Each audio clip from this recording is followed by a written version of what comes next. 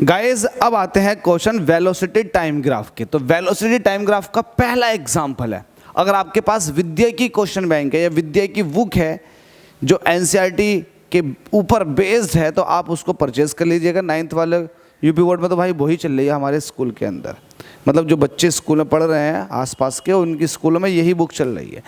तो यहाँ पर एग्जाम्पल नंबर 1 दे रखा है, जरा ध्यान से देखें। एग्जाम्पल नंबर 1 के अंदर उसके क्या दे रखा है, वेलोसिटी टाइम ग्राफ के ऊपर।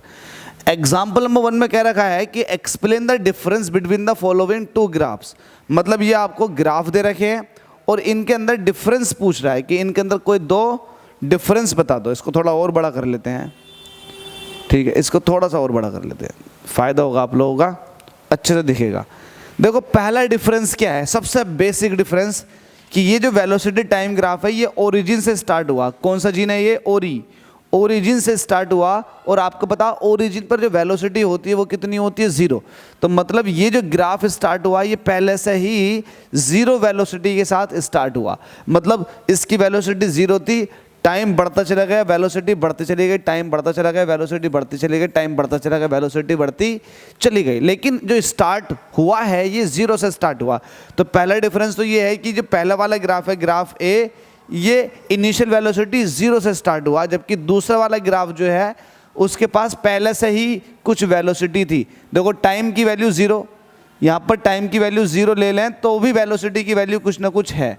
टाइम की वैल्यू 0 होने के बाद भी वेलोसिटी कुछ ना कुछ है। टाइम तो अभी हम आगे कुछ चले ही नहीं है, तब भी वेलोसिटी उसके पास कुछ है, OA। ये OA जो है उसके पास इनिशियल वेलोसिटी है। तो इसका मतलब ये हुआ कि दूसरा वाला ग्राफ जो है इनिशियली कुछ वेलोसिटी से स्टार्ट हुआ है, तो उसके पास पहले से ही कुछ वेलोसिटी थी। तो पहला डिफरेंस तो यही हो गया। In graph A the body starts from rest. A graph में बॉडी स्टार्ट हो रही है रेस्ट से, मतलब इनिशियल वेलोसिटी जो है उसकी 0 है। जबकि ग्राफ बी के अंदर the body has some finite initial velocity, मतलब कुछ उसके पास इनिशियल वेलोसिटी है। ये जो मैंने पीला वाला पार्ट बनाया ये इनिशियल वेलोसिटी को बता रहा है। तो एक डिफरेंस तो ये हो गया। दूसरे डिफरेंस में एक ज़बरदस्त बात आपको देखने के लिए मिलेगी। आप यहाँ से एक चीज़ जानो, एक्सीलरेशन क्या होता है, ये होता है change in velocity upon time, यही तो होता है ना। मतलब चेंज इन वेलोसिटी जितना ज़्यादा होगा एक्सीलरेशन उतना ही ज़्यादा निकल कर आएगा। यहाँ पर एक बात ध्यान दो, एक बात ध्यान देने की बात ये है कि ये एक्सीलरेशन जो है वो वेलोसिटी अपॉन टाइम होता है, वेलोसिटी अपॉन टाइम। मतलब वेलोसिटी जितना ज़्यादा होगा उतना ही एक्सीलरेशन निकल कर आएगा। तो इससे क्या पता चलता है, इससे ये पता चलता है कि ये एक तरह का स्लोप है। क्या है, स्लोप। स्लोप को आप ये भी कह सकते हो, ये स्लोप होता है थीटा। ये थीटा क्या होता है, स्लोप होता है। तो इसको आप कह सकते हो tan थीटा, क्योंकि tan थीटा होता है वर्टिकल परपेंडिकुलर अपॉन बेस। तो ये है आपके पास वेलोसिटी, ये है आपके पास टाइम। तो tan theta is equal to हो जाएगा वेलोसिटी अपॉन टाइम, जिसको आप एक्सीलरेशन भी कह रहे हो। तो अल्टीमेटली जो एक्सीलरेशन है वो है स्लोप। स्लोप का मतलब ये है कि कितना ढाल है, जितना ये ऊपर की तरफ को भागेगा ऐसा भागेगा। इसका मतलब ये है कि वेलोसिटी में चेंज ज़्यादा हो रहा है, टाइम में चेंज कम हो रहा है। तो जब वेलोसिटी में चेंज ज़्यादा होता है, टाइम में चेंज कम होता है, तब उस केस में आपको पता होता है कि किसके पास एक्सेलरेशन कितना है। तो इस केस को देखो और इस केस को देखो। यहाँ पर आप एक बात ध्यान दो कि लेट अस सपोज कि आपके पास एक पॉइंट ये है और एक पॉइंट ये। तो ए पॉइंट पर आपने लाइन ड्रॉ कर दी, बी पॉइंट पर लाइन ड्रॉ कर दी। तो ये आपने देख लिया कि टाइम का डिफरेंस कितना है, टी। ये टाइम का डिफरेंस आया।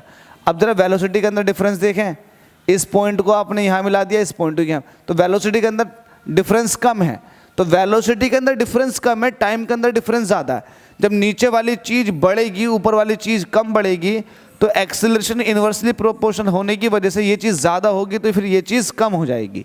तो कहने की बात ये है इसका स्लोप भी कम है, ढाल भी कम है। तो ढाल भी कम है, इस हिसाब से ही बता सकते हो कि इस बॉडी के पास एक्सेलरेशन कम है। दूसरा तरीका ये है कि आप स्लोप बता सकते हो, स्लोप tan थीटा कि ये v अपॉन टी होता है, जिसको एक्सेलरेशन कहते हो। स्लोप के हिसाब से बता सकते हो कि भाई स्लोप जो है थीटा, इसकी वैल्यू कम है, इसकी वैल्यू ज़्यादा है, यहाँ पर थीटा ज़्यादा है, वहाँ पर थीटा कम है, तब भी आप कह सकते हो कि वहाँ पर एक्सीलरेशन कम होगा, यहाँ पर एक्सीलरेशन ज़्यादा होगा। तीसरा तरीका ये है कि वेलोसिटी में चेंज देख लो और टाइम में चेंज देख लो। आपने देखा कि यहाँ से यहाँ तक टाइम में चेंज इतना हुआ है, इतना टाइम में चेंज होने के बाद, इतना टाइम में चेंज होने के बाद वेलोसिटी में सिर्फ इतना सा चेंज हुआ। कैसा है, यहाँ से ऑब्जेक्ट यहाँ तक गया तो वेलोसिटी देखोगे यहाँ पे, तो वेलोसिटी में चेंज इतना हुआ, टाइम में इतना सारा चेंज हुआ, टाइम में बहुत चेंज हुआ, वेलोसिटी में बहुत थोड़ा सा चेंज हुआ। तो यहाँ पर कुछ ना कुछ एक्सेलरेशन आएगा लेकिन कम आएगा। अब यहाँ पर देखो, यहाँ पर देखोगे तो लेट अस सपोज कि आपको यहाँ से यहाँ तक का देखना, तो टाइम में चेंज हुआ इतना, जितना टाइम में चेंज इसके हुआ था उतना टाइम में चेंज इसके हुआ। लेकिन इसका वेलोसिटी में चेंज देखोगे तो वेलोसिटी में चेंज बहुत ज़्यादा हो गया, क्योंकि यहाँ वाले पॉइंट के लिए वेलोसिटी यही होगी और यहाँ वाले पॉइंट के लिए वेलोसिटी ये होगी। तो वेलोसिटी में देखो कितना चेंज हुआ टाइम में चेंज के साथ। तो टाइम में चेंज यहाँ भी आपने उतना ही लिया जितना यहाँ लिया, लेकिन यहाँ वेलोसिटी में चेंज इतना मिला और यहाँ वेलोसिटी में चेंज इतना मिला।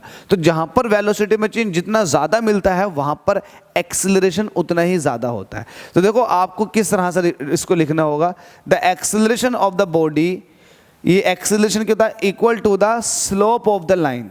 जो लाइन का स्लोप है उसको कहते हैं एक्सेलरेशन।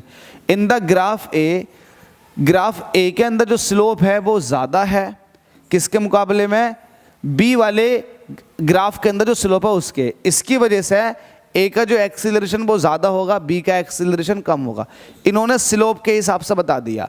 अब मैं ये डेफिनेटली जानता हूँ कि 9th के बहुत सारे बच्चे ऐसे होंगे जिन्हें स्लोप का मतलब ही नहीं पता होता।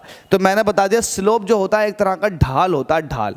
तो ये स्लोप जितना ज़्यादा होगा एक्सीलरेशन उतना ही ज़्यादा होगा, ये बात। दूसरी बात ये है कि स्लोप जो होता है उसको आप tan थीटा भी कहते हो। क्या कहते हो, tan थीटा।